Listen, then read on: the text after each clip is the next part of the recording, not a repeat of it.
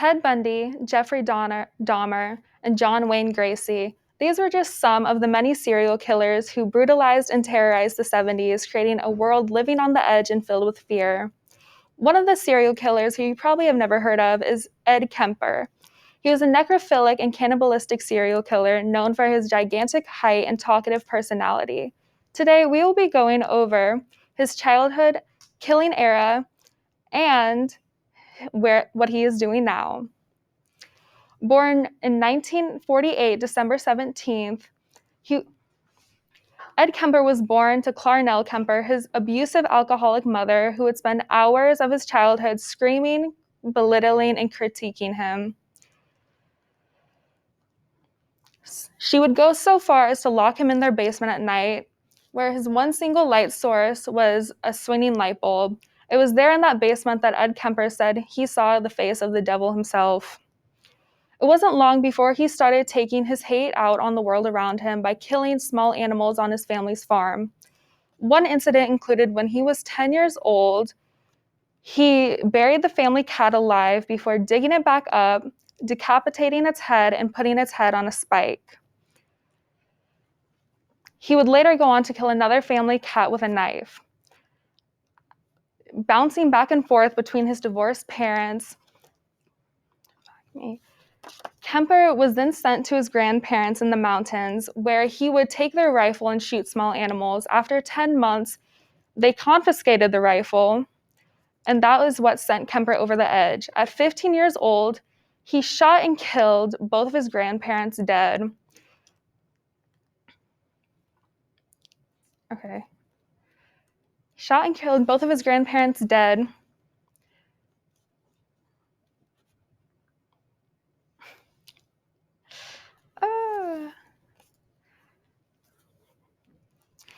Paranoid, now that he had done what he did, he immediately called his mom and the police were called after him.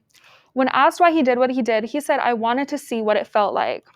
He was then sent to the California Youth Center, where he stayed there until he was 21 years old, where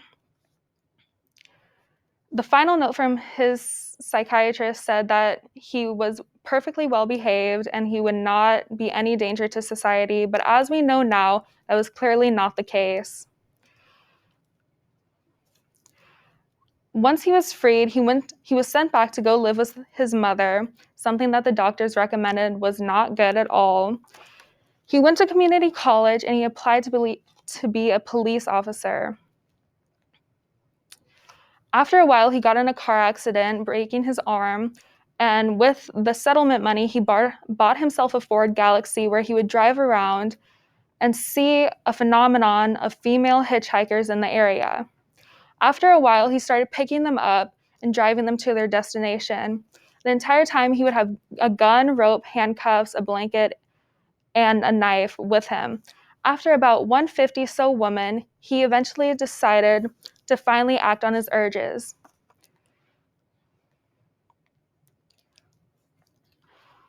On May 7th, 1972, he picked up Mary Ann and Anita Lachise. Unlike those before them, they would never reach their destination. He would strangle and kill the two of them before putting them both in his trunk. On the drive home, he was stopped by a police officer, but since he was good friends with them, he knew exactly what to say and how to charm the police officers. And the police officer never suspected any bodies in the trunk. When he got home, he ended up dismembering, decapitating, and defiling each girl's body. He would spend hours talking to each of their heads, and he eventually put the body parts in plastic bags and scattered them around the mountain. Mary Ann's skull was found, but no part of Anita has ever been found. He went on to kill more victims, including 15-year-old Aiko Koo, 19-year-old Cindy Shaw, Rosalind Thorpe, and Alice Liu. He would do the same thing with them, specifically decapitating each of their heads. August 27th, 1964 was when he decided to finally put an end to his own killings by facing the source of his hate, his mother. He waited for her to get home from a party where, when he went to go see her lying in bed, she said, "I guess you're going to want to sit up and talk all night now." He decided in that moment that he was going to kill her, and he said, "No, good night." When she was asleep, he attacked her with a hammer and a knife, spreading parts of her body around the house, including shoving her larynx or vocal cords and tongue down the garbage disposal. The next thing he would do was cut off her head and put it on the shelf, where he would scream at it and throw darts at it for hours, just as she had done to him. Apparently, he wasn't ready to bury the hatchet yet, because then he called her best friend,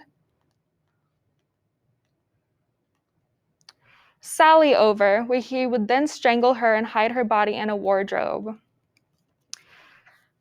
Now, with his duty completed, he stole Sally's car and started making his way to Colorado, where he planned on never killing again.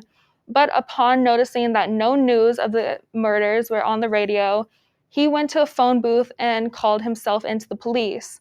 The police did not believe him at first, being good friends with him, until he started bringing up details that only the co-ed killer could know.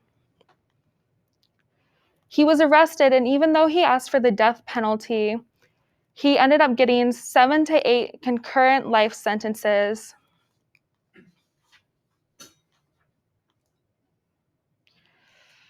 Where he is now.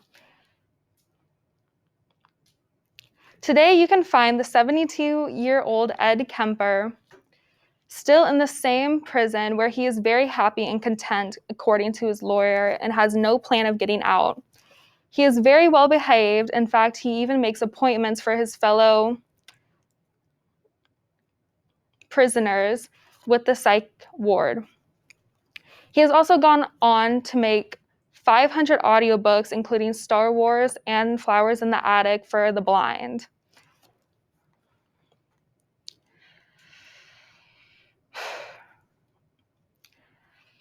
Even though Kemper is living an easy life in prison, his family is not. Both of his sisters believe that he was a good person who just did bad things, but his stepbrother, David Weber, absolutely hates him and thinks he would shoot him on sight if he ever saw him.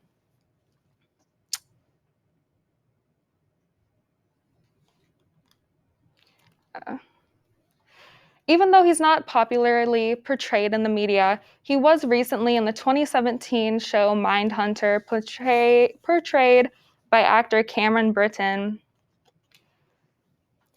A quote of his was also used in the show American Psycho. The quote goes as follows: "When I see a pretty girl, I think two things. One part of me wants to take her out, talk to her, be real sweet and gentle with her and treat her right. The other part of me wants to know what her head looks like on a stick." Thank you for following me on this dark road down the life of serial killer Ed Kemper, as we followed his childhood, killings, and what he is doing now. Thank you. As I drive off, I hope you have a safe trip.